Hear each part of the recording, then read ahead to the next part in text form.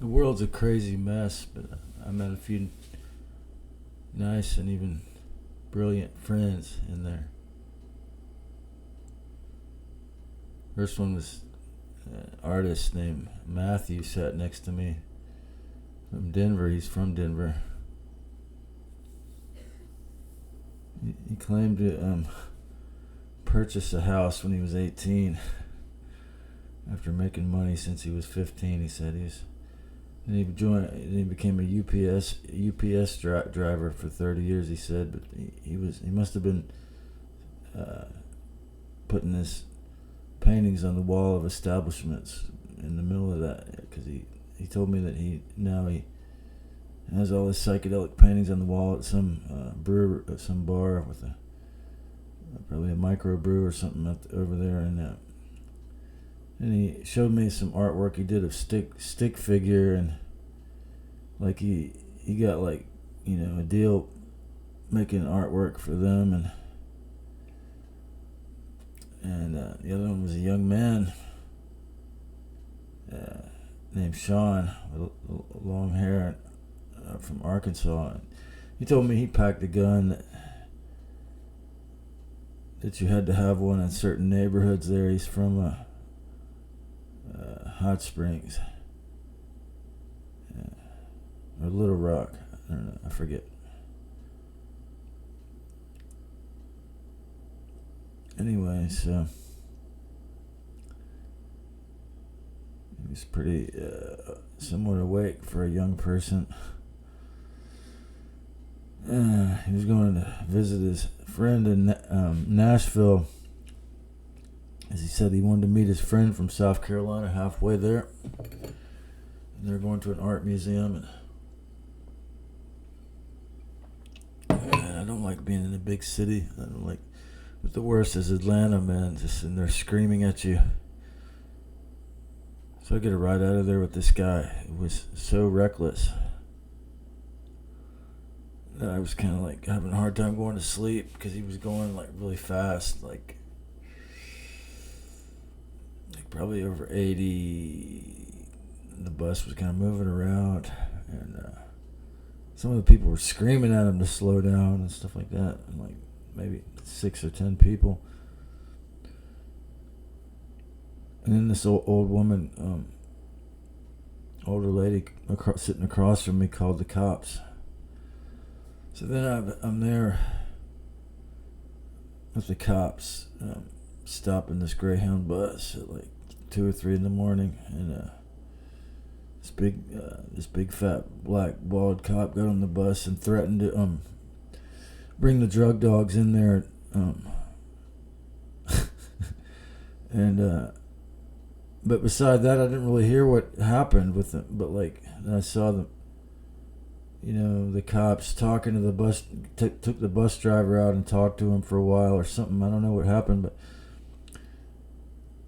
then when he got back and drove us to Jacksonville, I think he drove the speed limit, and I went to sleep. And I guess they gave him a warning or something, or just a good threatening, because this, he was driving really recklessly, and people were screaming and shit. It's like, man, the Hound is I've never, man, I tell you, I would just use it for emergencies only, because it's such a heavy loosh extraction device, man. It's like, whoever's running that, like, a lot of those people are it's just causing such a loosh extraction. Now, some of them are good. Some of those drivers are good, of course, but yeah, it's sitting next to those people, and then I got here, and first thing I did is I went to the Grassroots, and I got a gallon of milk, and what I needed.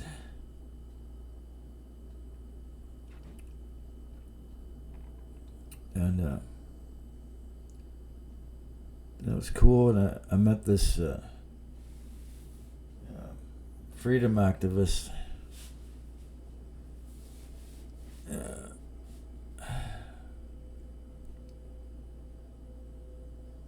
And got there, pamphlet there.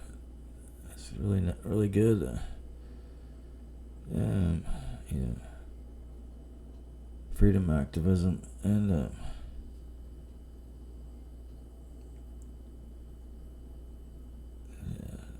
that's when I made that short. It was I guess they have some kind of festival kind of thing under the bridge there, and then I went today to the Sprouts to try to get some milk and some groceries, and they said they don't sell it, and the guy that said that they don't sell it was like the manager of that section, and he was a nice guy, and he said it was a controversy and then he was going to tell me that I could buy it at the store. I already knew about it, but I actually rode my bike past yesterday, but I didn't stop. I didn't even see where it was because I was just so ready to get in that. Man, I'm about ready to do it again soon. I'm just taking a day because I don't know. I could hear the actual while I'm smoking a bowl down by the river or the creek over here or whatever that is. And it looks like a lake, probably a little mini lake. Florida has a lot of mini lakes and stuff like that, and so I just sit next to that little spot there, and right when I can hear the planes going by like heavily back and forth, and I could hear the rain starting to come. You know, the geoengineered rain just starting to come. I had my rain jacket, and then I realized they weren't going to do it anymore, so I took it off. And I think some people thought I was crazy or on drugs or something because of the way I was holding it. But I was on a ganja, a little bowl. And I decided that I kind of agree with what this dude Darren said, that it's good to have a little bit of it in you. But he's a chosen one who, you know, the tiny hat DNA kind of thing, who completely renounced money. He said, "I won't touch money at all," and he would go get a shower at the shower truck, and he'd bring all his stuff. He'd bring his huge backpack and all his stuff into the shower because he didn't trust it. Yeah, I always leave my I trust the universe. All those people watching, they're real people, and that's what makes it special. Is that, you know, they're Christians like the early Christians, man. It's like some of them might be trying to get into heaven by doing that, but like I don't know. I think some of them actually are empathic, and like this dentist and the other guy, and some of them, yeah, and they don't clock me in at all either, and like they're respectful, man, and you gotta respect that, you know. It's like, well, I don't know, I can just trust them because they're decent. I mean, I remember I used to watch Dr. Les Carter on YouTube live. I'd go in the live stream chat room, and his moniker was because his name, what do you call it, anagram. His anagram was dignity, respect, and civility. Dr. Carter. Dignity, respect, and civility. I'm like, man, I love that. And all the people in that chat room would treat me with those three qualities too, man. They'd be so happy to see me when I went in there, man. They'd be like, "Oh, Trey, it's good to see you, man. You know, GTSY, and like, have a happy day." And but they would say it like it is, man, about healing from narcissism, and it was really cool. But then he quit making videos. Like, I don't know how long that was, a year ago or something. Like, I've seen him on a few shows after that, but he wants to fully retire. He said, you know, he's got a wife, and they live in South Texas somewhere there. And so yeah, I'm still hearing the thunder kind of rolling in, man. It makes some crazy. I've been seeing some crazy lightning and thunder here in Jacksonville. That I don't really think In California, it doesn't like come up as crazy as that, but like, yeah, it's just, yeah, I love to be in and also when I got off the bus and I was riding through downtown Jackson, of course, all around here. I love to be around they had the city parks and then some of this land, a lot of lands and properties and stuff around here that just neighborhoods of where there's just ferns and live oaks and Spanish moss. It's like coming home to me. It's just, it's that into and of itself. But then I like it to be 100 degrees, sunny.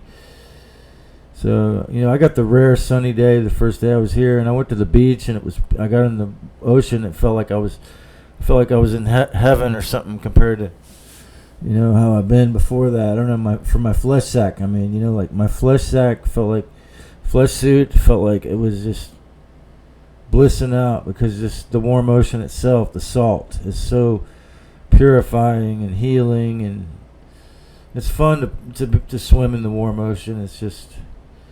And it was, of course, packed with college students playing, but their choice of music was like stuff from my childhood, like pop songs from when I was a teenager or the year I was born, like give me the beat, boy, freak my soul. I wanna get lost in your rock and roll. Drinking beer on the beach with the girls, and some of them were sausage parties, but a lot of them just drinking beer with girls, and like they're all, and then I found some older people, like older than me, just couples on the beach, just, the beach day. And then today it was just, I rode over to Sprouts, and then it kind of takes a while, just, but fortunately I didn't drink all that. I kind of just drank the milk as a meal last night, honestly. Like, I guess just not having it for a couple days, I was just like, man, I gotta. But yeah, I went through hell on a deeper level of the clip off at Atlanta station. Just the oppressiveness of it. But yeah, it's just. The Amtrak is much less stressful, honestly. I mean, you saw the videos I made of that. Probably anyone listening to this. If you didn't, I could put them back up. If you want, the algorithm is so crazy that if I don't feed the meter, it's like it seems to go down. Got to fill in these notebooks and make long form videos again. But it's not that I feel any pressure, but there it is. It's always attempting that. And I was watching Joshua's video, and it's just, if you don't connect with people, it makes sense, because it was originally an Aquarius sun sign, then they made it a Libra. It's all about connecting in the airwaves and persistently and shit, and like to make it happy, to put coins in the meter, But if he could do it, and Joanna could do it, or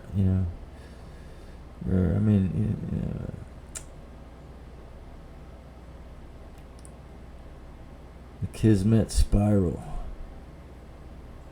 But a lot of folks, maybe for some reason, maybe because they're Capricorns, I don't know. It's basically, though, it's a hellish, or it's a torment, a suffering existence, or even, violently bad for some, families in certain countries. I mean, people complain, the Dalai Lama said that people in the USA, we have champagne problems. Like, what kind of champagne are we going to have, It's just... It could be true for some rich people. I mean, but people around here, I don't know. People are suffering. It's the human nature.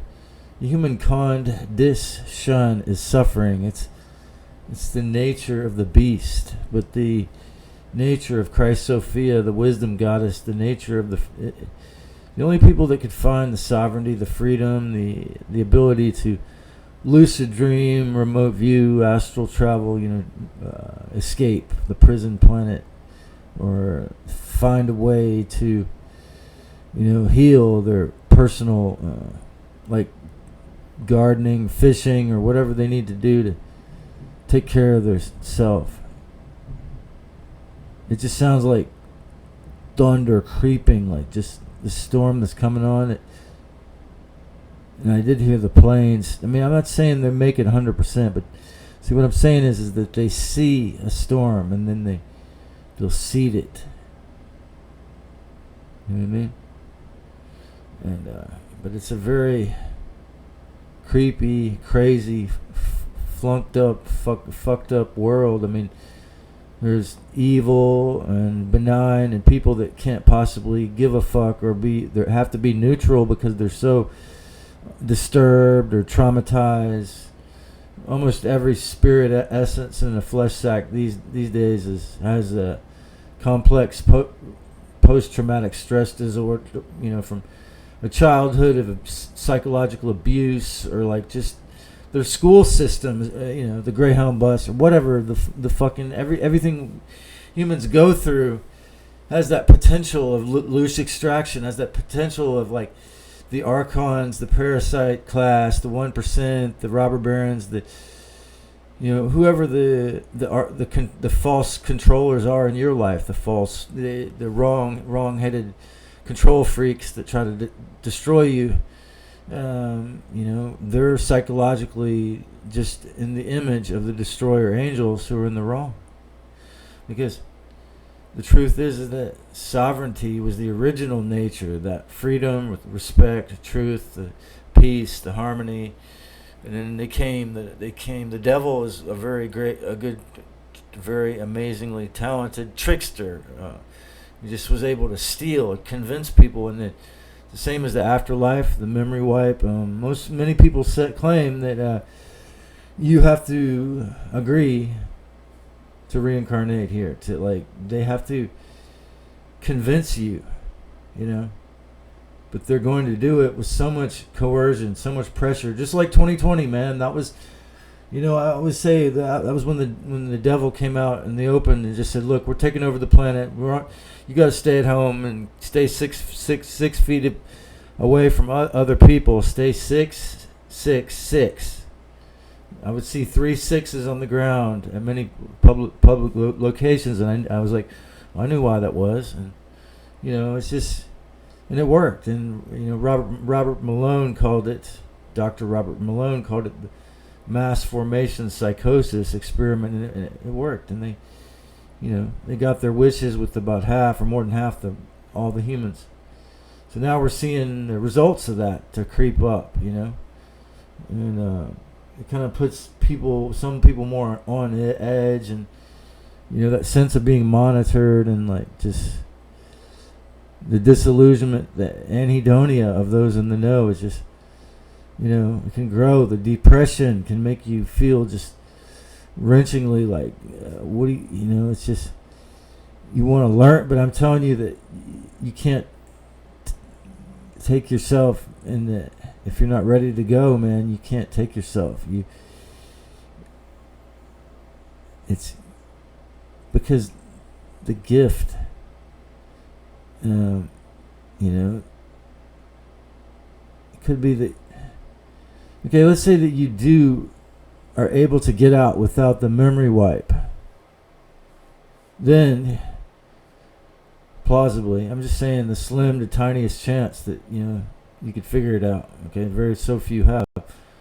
Then it's possible that this could be a school because you could learn, and through the wisdom and gnosis, how to completely, escape the wheel of samsara, so that you never have to go through that suffering again, if that's what you desire to.